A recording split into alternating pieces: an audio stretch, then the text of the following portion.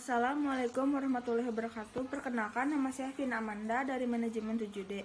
Di sini saya akan menjelaskan tentang analisis strategi bisnis pada perusahaan PT Sari Kopi Indonesia, yaitu Starbucks. Sejarah PT Sari Kopi Indonesia atau biasa disebut dengan Starbucks. Franchise kopi terbesar di dunia, Starbucks dianggap sebagai the third place atau rumah ketiga karena fasilitas tempat dan desain interior kedainya yang membuat pelanggan betah serta merasa nyaman setelah rumah dan tempat kerjanya. Nah, kedai Starbucks ini mulai dibuka pada tahun 1971 di Seattle, Washington oleh Jerry Belvin, Jeff Siegel, dan Gordon Bowker. Namun, Starbucks menjadi semakin berkembang setelah bergabungnya Horace Schultz sebagai direktur pemasaran. Nah, sejak kedai dibuka tuh, Starbucks menggunakan biji kopi pilihan untuk mempertahankan kualitas produk kopinya. Ini adalah analisis SWOT pada Starbucks, yaitu strength kekuatan. Mereka memiliki logo dan merek yang sudah dikenal luas masyarakat. Menjual berbagai produk selain kopi seperti cemilan, makanan, buku, lembar, musik, dan merchandise lainnya. Lokasi kedai Starbucks pun yang sangat strategis, pangsa pasar dan pertumbuhan pasar yang tinggi. Dan kekuatan dari mereka pun memiliki loyalitas pelanggan yang dapat meningkatkan daya jual. Memiliki gerai sebanyak 336.000 yang tersebar di 61 negara termasuk negara Indonesia. Memiliki akses wifi internet, memiliki kualitas pelayanan dan kualitas kopi yang baik, mengadakan berbagai program seperti pelatihan pembuatan kopi hingga sejarah kopi. Starbucks ini sangat memperhatikan permintaan dan kebutuhan konsumennya. Selanjutnya di sini ada weakness, kelemahan. Harga produk Starbucks ini dinilai overpriced. Sudah banyak kompetitor bisnis yang serupa dengan Starbucks. Selanjutnya di sini juga ada opportunities atau peluang, mempunyai kesempatan untuk memperluas operasi global, memiliki karyawan yang potensial yang dapat dilatih dengan mudah, memiliki dukungan finansial yang kuat, dapat dengan mudah menembus pasar dan bisa mengubah pandangan negatif tentang kopi.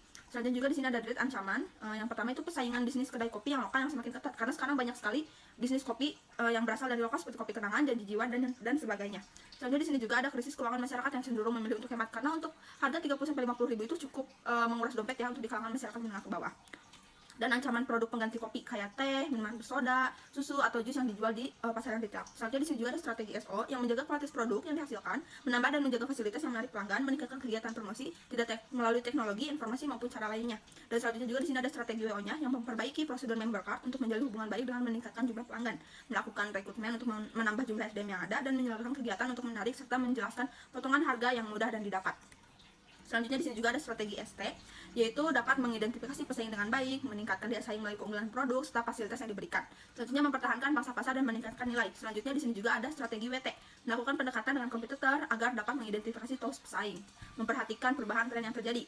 Kayak sekarang kan rata-rata gerai kopi atau outlet kopi itu pada estetiknya tempatnya. Nah, Starbucks pun mengikuti perubahan tren estetik pada tempat yang terjadi di sekarang ini karena konsumen lebih memilih tempat yang nyaman dan estetik.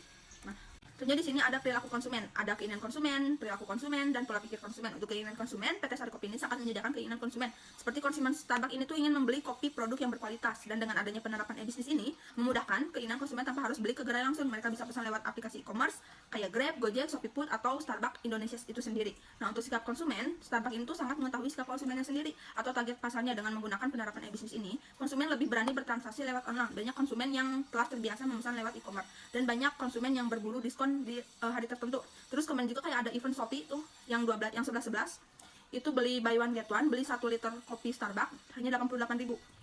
Selanjutnya di sini juga ada pola perilaku konsumen. Perilaku konsumen pada PT Starbucks Kopi ini tuh dapat memilih produk yang akan dibeli dengan mencari-cari review atau testimoni tanpa mereka tuh datang ke gerai. Mereka bisa lihat penjualan terbanyak pada aplikasi e-commerce itu yang terbesar itu apa dengan mudah. Di sini ada strategi pemanfaatan teknologi informasi. Yang pertama, Starbucks menyiapkan teknologi yang memungkinkan pelanggan untuk membayar melalui aplikasi smartphone. Aplikasi ini terintegrasi dengan sistem kartu Starbucks yang memungkinkan pelanggan untuk melakukan pembayaran di muka dan dapat diisi ulang di seluruh kedai kopi Starbucks seperti GoPay, Oppo yang kayak gitu ya. Cuman ini diambilnya dari aplikasi Starbucks Indonesia sendiri, kayak Indomaret Point gitu. Nah, penerapan teknologi ini diberikan pelayanan yang lebih cepat dibandingkan dengan metode pembayaran tradisional. Di sini ada jenis e-bisnis yang dilakukan oleh Starbucks itu ada 2, ada business to business dan business to customer. Untuk business to business ini, PT Sari Kopi ini melakukan pemasok pada biji kopi kepada outlet-outlet kopi yang lain. Jadi mereka tuh membuka pertanian kopi dan menjual biji-biji kopi sebagai pemasok pada kedai kopi yang lainnya. Dan mereka pun membuka franchise untuk orang-orang yang ingin berbisnis kedai kopi.